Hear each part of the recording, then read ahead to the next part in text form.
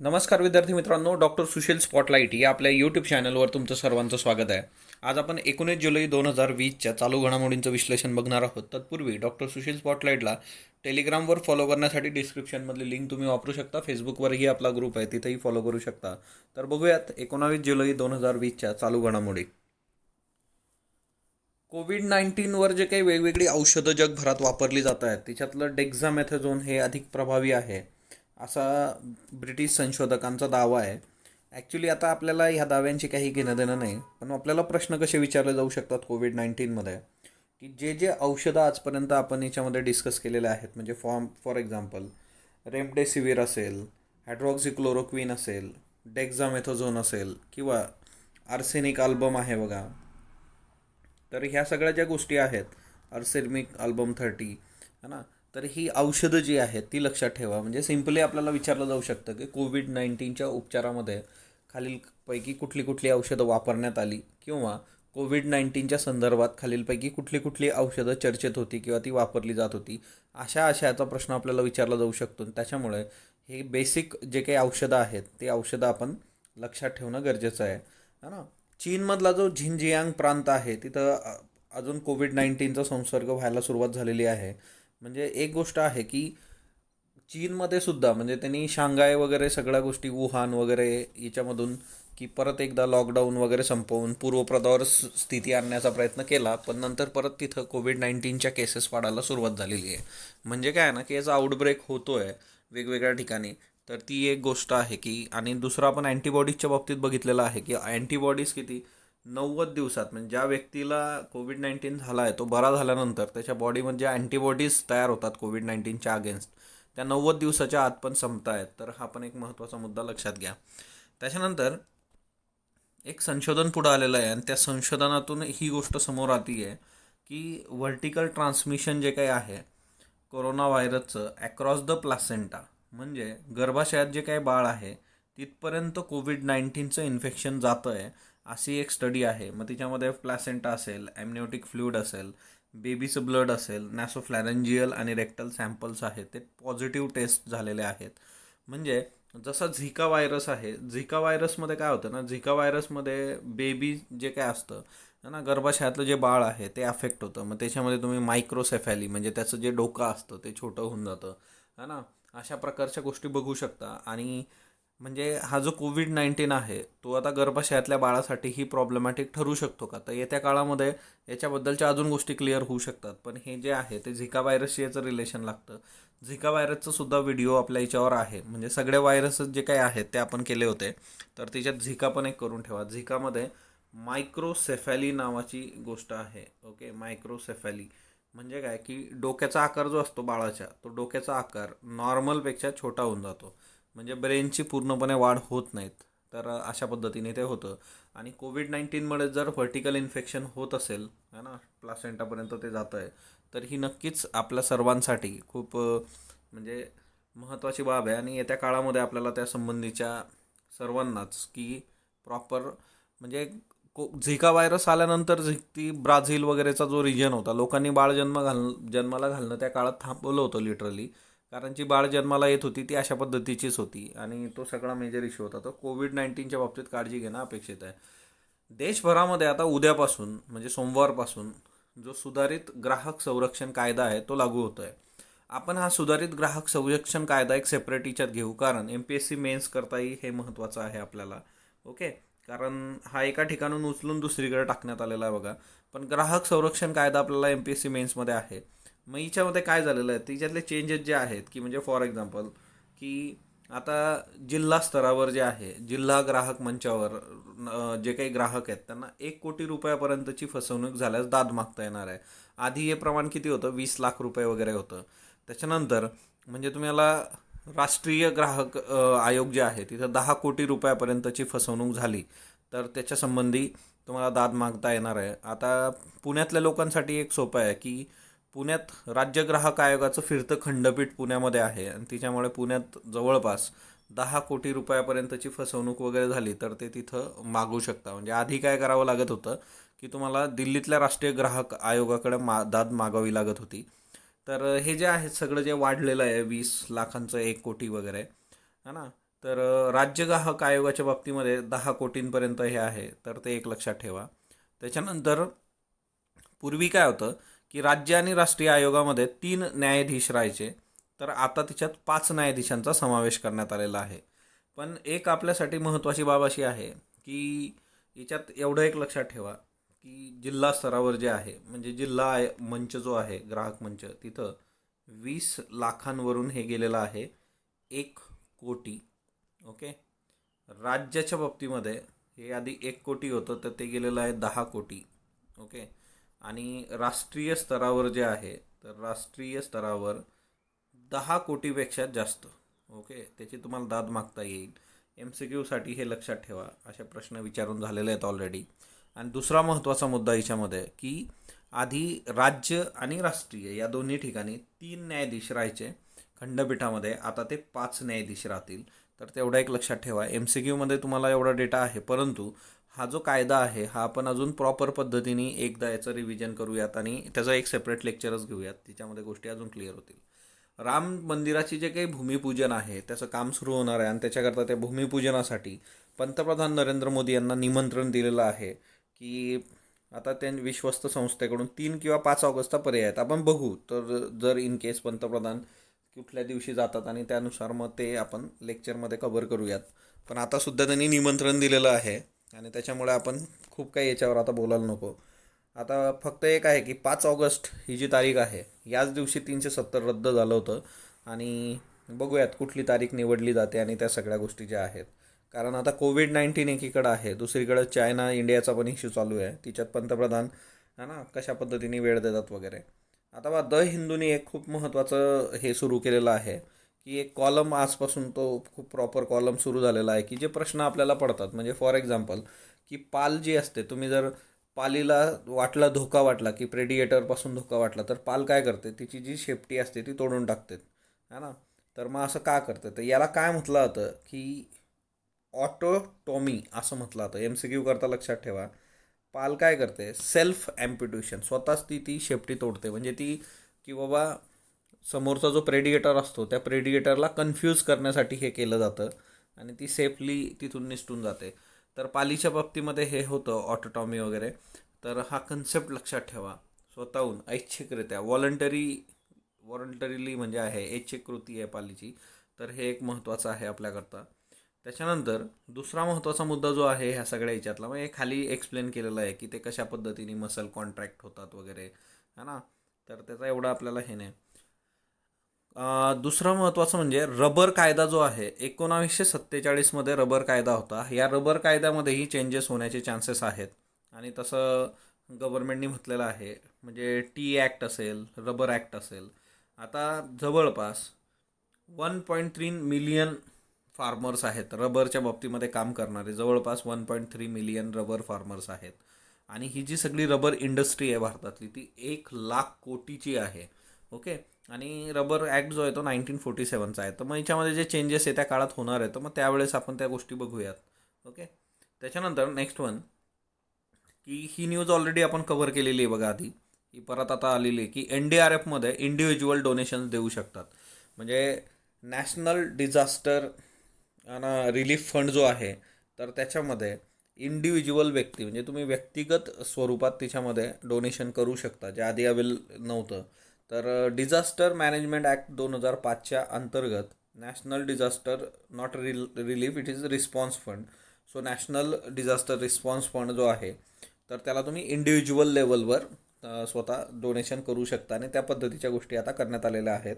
तर ते एक लक्षात ठेवा. कारण कोविड-19 पॅन्डेमिक जो होता, त्या कोविड-19 पॅन्डेमिकला डिझास्टर असं घोषित करण्यात आलं होतं. तर हे खूप महत्त्वाचं आहे, हे एक लक्षात ठेवा या कायद्याअंतर्गत. तर याला डिझास्टर म्हणून घोषित केलं, आणि त्याच्यानंतर हा जो डिझास्टर रिस्पॉन्स फंड आहे तो त्याच्यासाठी वापरला गेला. कारण जर त्याला डिझास्टर म्हटलं गेलं नसतं तर तुम्हाला हा फंड वापरता आला नसता. शेवटी काय ना की कायद्याची भाषा जी काही आहे ती, आणि गव्हर्नमेंट ते कागदावर काम करतं, तर ती एक बाब आहे. ही न्यूज आपण ऑलरेडी कव्हर केलेली आहे. दुसरी महत्त्वाची गोष्ट, या कोविड-19मुळं मोठ्या प्रमाणावर जे मेडिकल वेस्ट आहे त्याचा कचरा वाढत जातो आहे दिवसेंदिवस. म्हणजे जसं फॉर एक्झाम्पल मास्क असेल, ग्लोव्ज असतील, PPE किट असेल. तर आता हे आसाममध्ये जे काही पूर आलेला आहे, तर आसाम फ्लडमध्ये मोठ्या प्रमाणावर युज्ड PPE किट जे आहेत त्या वाहून आलेल्या आहेत आणि तिच्यामुळे लोकांना संसर्गाचा धोका मोठ्या प्रमाणावर आहे. म्हणजे कसं असतं की एखादी गोष्ट जी आहे, प्रत्येक गोष्टीचे पॉझिटिव्ह आणि निगेटिव्ह असतात. जसं PPE किट आहे की जे मोठ्या प्रमाणावर डॉक्टर्स वापरतात किंवा जे काही आरोग्य यंत्रणेशी संबंधित कर्मचारी आहेत त्यांच्याद्वारे त्याचा वापर होतो की त्यांना संसर्ग होता कामा नये, कारण ते म्हणजे 24/7 संसर्ग असणाऱ्या रुग्णांच्या सानिध्यात असतात. मग ही PPE किट त्यांना वाचवतं. परंतु हेच PPE किट जर तुम्ही प्रॉपरली याचं मॅनेजमेंट केलं नाही वापरलेल्या PPE किटचं, तर ते कुठेही जाऊ शकतं आणि फ्लड सिच्युएशनमध्ये तर ते वाहत जातं इकडं तिकडं.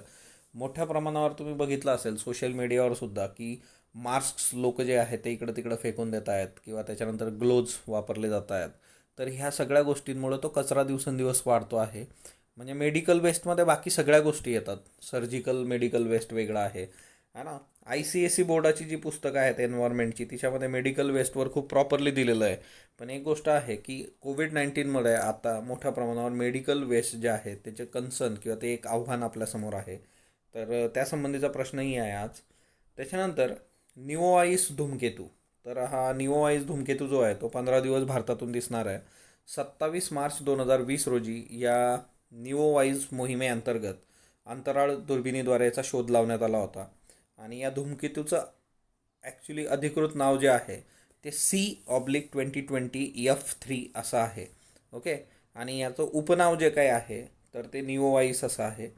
त्याच्यामुळे जर प्रश्न विचारला गेला तर निओवाईसच्या नावाने येऊ शकतो किंवा C/2020 असाही विचारला जाऊ शकतो.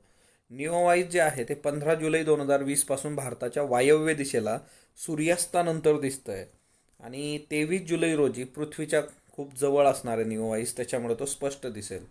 आपण जर डोळ्यांनी बघितलं तर तो एखाद्या ताऱ्याप्रमाणे दिसतो बाय नेकेड आईज, आणि जर लहान दुर्बीण वापरली तर तिच्यामधून त्याची सुंदर शेपटी बघायला मिळते आणि त्या शेपटी जी धूमकेतूची ती दिसते दुर्बिणीमधून.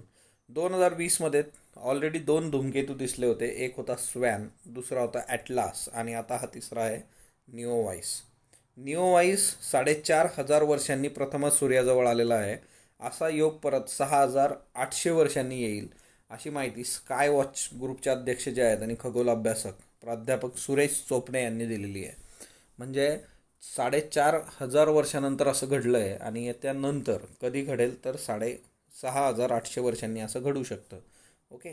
त्याच्यानंतर विजयदुर्ग जो आहे तो विजयदुर्ग म्हणजे सिंधुदुर्ग जिल्ह्यामधला एक जलदुर्ग आहे आणि या जलदुर्गाचा बुरुज जो आहे त्याची पडझड झालेली आहे.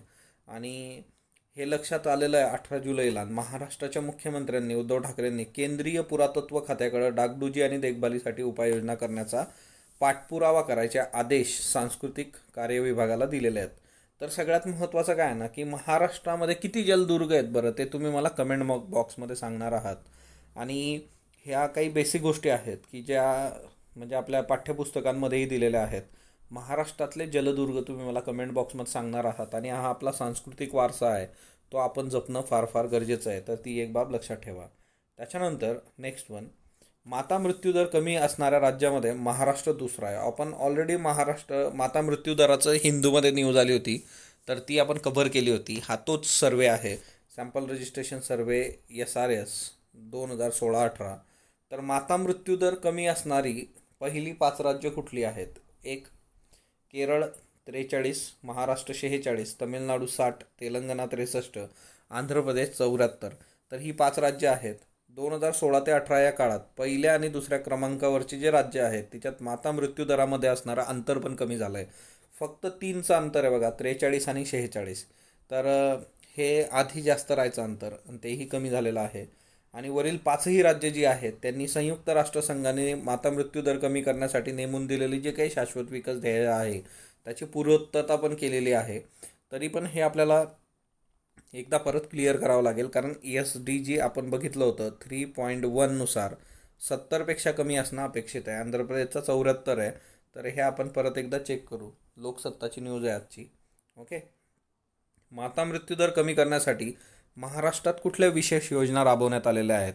तुम्ही जर राज्यसेवेचे पेपर बघितले तर तिच्यामध्ये तुम्हाला अशा पद्धतीने प्रश्न विचारले जातात की माता आणि बालक यांच्या संबंधीच्या योजना कुठल्या, आणि खाली योजना दिल्या जातात. म्हणजे टिपिकली तुम्हाला एका उद्देशासाठी असणाऱ्या मॅक्झिमम ज्या काही वेगवेगळ्या योजना आहेत त्याची पण माहिती तुम्हाला पाहिजे.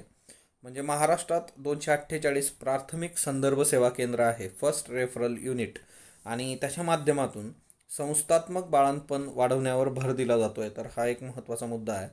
दुसरी महत्त्वाची गोष्ट माहेर नावाची योजना आहे. दुर्गम भागात माता मृत्यू रोखण्याचा प्रयत्न या माहेर योजनेतून केला जातो आहे. तर ह्याही दोन्ही गोष्टी लक्षात घ्या. त्याच्यानंतर गेल्या 3 वर्षात महाराष्ट्राच्या बाबतीत जर तुम्ही बघितलं तर माता मृत्यू दर हा ना 68 वरून 61, नंतर 55 आणि आता 46 आलेला आहे. त्याच्यानंतर टायटर चाचणी. आता टायटर चाचणी करोनाशी संबंधित आहे. रक्तद्रव जे काय असतं म्हणजे आपला जो प्लाझ्मा आहे, प्लाझ्मा थेरपीचं लेक्चर ऑलरेडी आपलं झालेलं आहे. आणि त्या रक्तद्रवामध्ये आवश्यक प्रतिद्रव्य आहेत का याची चाचणी प्रयोगशाळांमध्ये केली जाते. म्हणजे अँटीबॉडीज टेस्ट जी काही आहे, ज्याला क्वालिटेटिव्ह अँटीबॉडी चाचणी म्हटलं जातं. पण रक्तद्रवामध्ये प्रतिद्रव्य किती आहेत, म्हणजे नेमक्या किती अँटीबॉडीज आहेत, तर ते निश्चित करण्यासाठी टायटर चाचणी केली जाते. आणि ही चाचणी सध्या फक्त देशात एकाच ठिकाणी होते, ती म्हणजे राष्ट्रीय विषाणू संस्था है ना, नॅशनल इन्स्टिट्यूट ऑफ व्हायरोलॉजी, पुण्यामध्ये आहे. आणि त्याच्यामुळे लॅबोरेटरीजला हा प्रॉब्लेम येतो आहे. कारण साधी गोष्ट आहे की तुम्ही प्लाझ्मा थेरपीसाठी जे काही प्लाझ्मा वापरणार आहे तर तिच्यामध्ये पर्याप्त मात्रेमध्ये प्रतिद्रव्य किंवा अँटीबॉडीज त्या पाहिजेत, तर ते वर्क होणार आहे. जर त्या ॲप्रोप्रिएट नसल्या तर त्याच्यातून रिझल्ट नक्कीच तुम्हाला मिळणार नाहीत. त्याच्यानंतर हे बघा, कुर्मा नावाचं ॲप आलेलं आहे. ऑबियसली कासवासंबंधी आहे. आणि हे कुर्मा नावाचं ॲप कासवांचं संवर्धन करणं, त्यांच्याविषयीची माहिती देतं. भारतातल्या 29 गोड्या पाण्यातल्या टर्टल आणि टॉर्टाईजची माहिती याच्यात आहे. 23 मे 2020 जागतिक कासव दिवस म्हणून साजरा केला जातो. आणि कुर्मा हे ॲप जे आहे ते Indian turtle conservation action network यांनी turtle survival alliance of India आणि wildlife conservation society India यांच्या सहकार्याने बनवलेलं आहे. तर कुर्मा ॲप लक्षात ठेवा, महत्त्वाचं आहे. कुर्मा ॲप कासव संवर्धनासंबंधीचं ॲप आहे. राजस्थानने वन स्टॉप योजना आणलेली आहे. तर ही वन स्टॉप योजना काय आहे की जलद गुंतवणुकीकरता राजस्थानद्वारे वन स्टॉप योजना आणली गेलेली आहे. 98 प्रकारचे जे क्लिअरन्स वेगवेगळे परवानग्या लागतात त्या एकाच छताखाली तुम्हाला मिळणार आहे. Bureau of investment and promotion याद्वारे या योजना कार्यरत राहतील. तर हा एक महत्त्वाचा मुद्दा आहे, राजस्थान वन स्टॉप योजना. त्याच्यानंतर विज्ञान तंत्रज्ञानाच्या बाबतीमध्ये विजेच्या तारांचं ड्रोनद्वारे सर्वेक्षण करणारं महाराष्ट्र हे देशातलं पहिलं राज्य ठरलेलं आहे. तर हे आपल्यासाठी खूप महत्त्वाचं आहे. विजेचे जे काही टावर्स असतात आणि लाईन्स असतात, म्हणजे हाय व्होल्टेज जे का मोठे मोठे टावर तुम्ही बघतात, तर ड्रोनद्वारे हवेतून सर्वेक्षण करणारं महाराष्ट्र हे पहिलं राज्य असेल. याच्यासाठी गृह मंत्रालय आणि नागरी विमान वाहतूक मंत्रालय यांनी महाराष्ट्र राज्य वीज वाहतूक कंपनी जे आहे तिला ड्रोन वापरण्याची परवानगी दिली आहे. तर इथं MCQ हा आहे की तुम्हाला हे लक्षात आलं पाहिजे की ड्रोन वापरण्यासंबंधी 2 महत्त्वाचे मंत्रालय आहेत. एक म्हणजे गृह मंत्रालय आणि दुसरं सिव्हिल एव्हिएशन मिनिस्ट्री. त्यांची परवानगी तुमच्याकडे असणं गरजेचं असतं. ड्रोन वापरल्यामुळे काय फायदा होईल बरं, तर एक म्हणजे काय की कर्मचाऱ्यांची जोखीम कमी होते. कारण ह्या हाय व्होल्टेज लाईन्स आहेत पॉवरच्या, तर ऑबियसली जे कर्मचारी असतात त्या कर्मचाऱ्यांचं जे काही तिथं जोखीम रिस्क असते लाईफची ती कमी होते. व्यवस्थापनाचा खर्च पण कमी होणार आहे आणि वीज पुरवठा बंद झाल्यानंतरचा तोटासुद्धा कमी होणार आहे. ह्या 3 महत्त्वाच्या गोष्टी तिच्यातून होतील. त्याच्यानंतर राजनाथ सिंह यांची लाईन ऑफ कंट्रोलला भेट त्यांनी दिली. ऑलरेडी ते लडाखमध्ये आहेत आणि 18 जुलै रोजी त्यांनी लाईन ऑफ कंट्रोलची फॉरवर्ड पोस्ट जी आहे कुपवाडा त्याला भेट दिलेली आहे. आणि अमरनाथ गुहेलाही त्यांनी भेट दिलेली आहे, तिथं प्रार्थना केलेली आहे ना. तर अमरनाथला भेट देण्याचा ट्रेंड आहे आपल्याकडं. लष्करी सरावामध्ये मलबार लष्करी सराव जो आहे नौदलाचा मलबार, तर मलबार आधी 1992 भारत आणि अमेरिका यांच्यात द्विपक्षीय नौदलाचा सराव होता. 2015 जापानचा याच्यामध्ये समावेश झाला. मग त्याच्यानंतर मलबारमध्ये आता भारत, जापान, अमेरिका. 2017 ऑस्ट्रेलियाला ऑब्झर्व्हर म्हणून याच्यात समाविष्ट करण्यात आलं. 2020 मलबार लष्करी सरावामध्ये ऑस्ट्रेलियाचा पण समावेश करण्यासंबंधीचा निर्णय घेतला जाण्याची शक्यता आहे. आणि त्यासंबंधी कोविड, त्याच्यानंतर भारत चायना याच्यामुळे ते थोडं मागे पडलं. सर्व क्वाड देश जे काही आहेत, म्हणजे ज्याच्यामध्ये अमेरिका आहे, जपान आहे, ऑस्ट्रेलिया आहे आणि भारत आहे, हे जर मलबार लष्करी सरावाच्या उद्देशाने एकत्र आलेत तर इंडो पॅसिफिक क्षेत्रामध्ये चीनला आपण रोखू शकतो किंवा चीनला एक चांगलं आव्हान समोर दिसू शकतं आणि त्याच्यामुळे ते गडबड कमी करेल. त्याच्यानंतर भारतातले गणित तज्ज्ञ आहेत CS शेषाद्री, वय वर्ष 88. तर त्यांचं निधन झालेलं आहे. प्रसिद्ध गणित तज्ज्ञ होते. दुसरा एक गणित तज्ज्ञ आहेत बघा, त्यांच्यावर मूवीसुद्धा येतोय सध्या. त्या कोण आहेत त्या मला कमेंट बॉक्समध्ये सांगा. पुरस्कार बघा यांचे 2009मध्ये पद्मभूषण यांना मिळालं होतं. त्याच्यानंतर 1988मध्ये रॉयल सोसायटीचं सदस्यत्व फेलोशिप यांना मिळाली होती. त्याच्यानंतर 2018मध्ये नॅशनल अकॅडमी ऑफ सायन्सेस जे काय आहे तर त्याचे विदेशी सहकारी हे पद त्यांना मिळालं होतं. तर CS शेषाद्री एक लक्षात ठेवा, है ना, गणित तज्ज्ञ होते. कारण ऑलरेडी गणित तज्ज्ञ सध्या न्यूजमध्ये आहेत, कारण मूवीसुद्धा येतो आहे. त्याच्यानंतर कालच्या याचे उत्तरं घ्या बघा. उच्च शिक्षण कुठल्या सूचीत आहे तर समवर्ती सूचीत आहे. खासदार आमदार त्यांच्या पात्र अपात्रविषयीचा खटला कोणता आहे? तो किहोतो होलोहान आहे. 1993 सेपरेट लेक्चर आहे बघा याच्यावर आपला. संयुक्त राष्ट्राचा स्वतंत्र पर्यावरण विभाग 1972मध्ये सुरू झाला. स्टॉकहोम परिषद 1974मध्ये पार पडली. ही 1972मध्येच झाली होती, त्याच्यामुळे हिचं उत्तर जे आहे अयोग्य. नीला सत्यनारायण महाराष्ट्रातील पहिल्या IAS अधिकारी होत्या? नक्कीच नाही, है ना. कुठल्या होत्या बरं, मला कमेंट बॉक्समध्ये सांगणार आहात तुम्ही. महाराष्ट्रात मुख्य सचिवपदी अद्याप एकाही महिलेची नियुक्ती नाही. हे बरोबर आहे. मुख्य सचिव जो आहे, प्रिन्सिपल सेक्रेटरी, तिथं कुठल्याही महिलेची अद्याप नेमणूक नाही. आणि पुरोगामी महाराष्ट्राला हे असल्या गोष्टी शोभत नाहीत. भारतात 2014 पासून माता मृत्यू दरात सतत वाढ होते, वाढ नाही घट होते, आपल्याकडं कमी कमी होत चालला. ओके, त्याच्यामुळे हे स्टेटमेंट चुकीचं आहे. ओके. संयुक्त राष्ट्राच्या शाश्वत विकासाच्या ध्येयानुसार SDG 3.1 70पेक्षा कमी माता मृत्यूदर असायला हवा. बरोबर आहे. आजचे प्रश्न घ्या. आजच्या याच्यामध्ये IAS मेन्स करता प्रश्न आहे बघा. What is medical waste? Medical waste काय असतं? It raises concern over spread of COVID-19. Suggest some measures to overcome it. Okay, 15 मार्कांचा प्रश्न आहे 250 शब्दांसाठी. तुम्हाला एक गोष्ट इथं सांगतो बघा की हिच्यात 3 तुकडे आहेत. ओके, या 3 तुकड्यांना योग्य न्याय देणं फार गरजेचं असतं. म्हणजे मेडिकल वेस्ट काय आहे, है ना, त्याचा स्प्रेड COVID-19मुळे कसा होतोय, कसे आव्हान काय समोर आलं, आणि त्याला कर्व करण्यासाठीचे मेजर्स. निबंध बघा. COVID-19 MPSC challenges of medical waste. Okay, म्हणजे काय ना, तुम्हाला पण ती सवय लागेल की जे काही महत्त्वाचे इश्यू आहेत ते तुम्ही एसे म्हणून लिहा. हेरात, झारांग, मजारे शरीफ ही शहरं खालीलपैकी कोणत्या देशातील आहेत? Iraq, Iran, Afghanistan, Saudi Arabia. Okay, तर ही 3 जी शहरं आहे, हेरात, झारांग, मजारे शरीफ, तुम्हाला देश सांगायचा आहे. थोरी हे ठिकाण खालीलपैकी कोणत्या देशातलं आहे? Iraq, Iran, Bhutan, Nepal. सभागृहाबाहेर वर्तन हे पक्षांतर बंदीच्या कायद्याच्या कक्षेत येत नाही. पक्षविरोधी कारवाया केल्या तरीही खासदार आमदार अपात्र ठरू शकतात. फक्त अयोग्य, फक्त ब योग्य, दोन्ही योग्य, दोन्ही अयोग्य. स्टेटमेंट्स नीट वाचा आणि उत्तर द्या. संयुक्त राष्ट्राच्या अन्न सुरक्षेच्या शाश्वत प्रणाली समितीमध्ये किती मूळ भारतीय लोकांचा समावेश आहे? 1, 2, 3, 4. द प्रायव्हसी प्रोजेक्ट कशाशी संबंधित आहे? स्मार्टफोनद्वारे हेरगिरी, युद्धासंबंधी गुप्त माहिती, शस्त्रास्त्रांचा वापर, संयुक्त राष्ट्र सुरक्षा परिषद. याची उत्तर तुम्ही कमेंट बॉक्समध्ये देणार आहात. स्पॉटलाईटला जो तुम्ही प्रतिसाद देता त्याबद्दल मी आपला आभारी आहे. स्पॉटलाईटला लाईक करा, शेअर करा, सबस्क्राईब करा. धन्यवाद विद्यार्थी मित्रांनो.